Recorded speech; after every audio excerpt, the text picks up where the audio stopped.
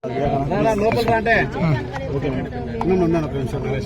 తారీఖు రాత్రి చిన్న పాప 9 సంవత్సరాలు 5వ తరగతి చదువుతున్న పాప మిస్ అయింది అన్న విషయం మనకి పోలీసుల ద్వారా 7వ తారీఖు రాత్రి మనకి తెలిసింది. తర్వాత మనము ఇన్వెస్టిగేషన్ ప్రారంభించినప్పటి నుంచి సస్పెక్టెడ్ 3 పిల్లలు ఉన్నారు.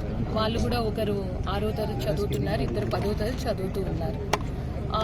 ఆ పిల్లల వైపు నుంచి కూడా ఇన్ఫర్మేషన్ రాబట్టడానికి అన్ని విధాలా కూడా ఎస్పీ గారు అండ్ టీమ్ చర్యలు తీసుకున్నారు. ఇంకా మరింత సమాచారం రాబట్టాల్సింది ఉంది. డిఫరెంట్ యాంగిల్స్లో మనము ఈ ఇష్యూని అన్ని కోణాల్లో కూడా చూస్తూ ఉన్నాం.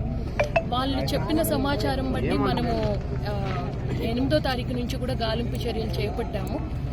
ఈ లొకేషన్లో వాళ్ళు ఆ పాప బాడీని వేసి ఉంటారు అన్న సమాచారం. అది ఎంతవరకు కరెక్టు అన్నది కూడా ఇంకా పూర్తిగా నిర్ధారించాలి.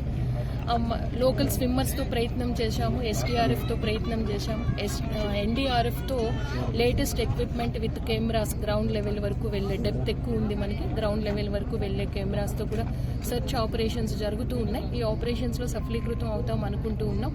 మీన్ వైల్ ఎస్పీ గారికి వాళ్ళ టీమ్ కూడా నేను చెప్పాను, ఇంకా అదర్ యాంగిల్స్ ఏమున్నాయో ఆ కోణాల్లో కూడా మనం ఇన్వెస్టిగేషన్ మొదలుపెట్టి పూర్తి సమాచారం రాబట్టి ప్రయత్నం మనం చేయాల్సింది ఉంది. బట్ తప్పు జరిగింది అన్న విషయం మాత్రం నిర్ధారణ అయితే మాత్రం చట్టపరంగా చాలా కఠినంగా వ్యవహరిస్తాము. ఎందుకంటే ఇటువంటి విషయాలు పునరావృతం కాకూడదు. ఈ విషయం ఇప్పుడు మొత్తం రాష్ట్రమంతా చూస్తూ ఉన్నారు. ఈ విషయం తల్లిదండ్రులు కూడా ఒక గుణపాఠం కావాలి. ఎందుకంటే పిల్లలు ఏ విధంగా ఉండాలి, వాళ్ళని పెంచడం ఏ విధంగా ఉండాలి. ఆడపిల్లలు మగపిల్లలు ఒకే స్కూల్లో చదువుకుంటారు. చదువుకునేటప్పుడు ఒకరి నుంచి ఒకరు నేర్చుకోవాల్సింది ఏంటి, ఒకరితో ఒకరు ఏ విధంగా బిహేవ్ చేయాలి, ఇవన్నీ కూడా ఇష్యూస్ చాలా ఉన్నాయి.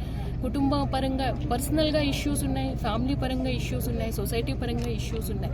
సో అన్ని విధాలా కూడా వీటిని మనం అనలైజ్ చేసి ఖచ్చితంగా మనం ఆ కుటుంబానికి ఎటువంటి సహకారం రాష్ట్ర ప్రభుత్వం నుంచి అందించాలి అన్నది సపోర్ట్ అనేది అన్ని విధాలా కూడా ఇస్తామని నేను మాటిస్తున్నాను.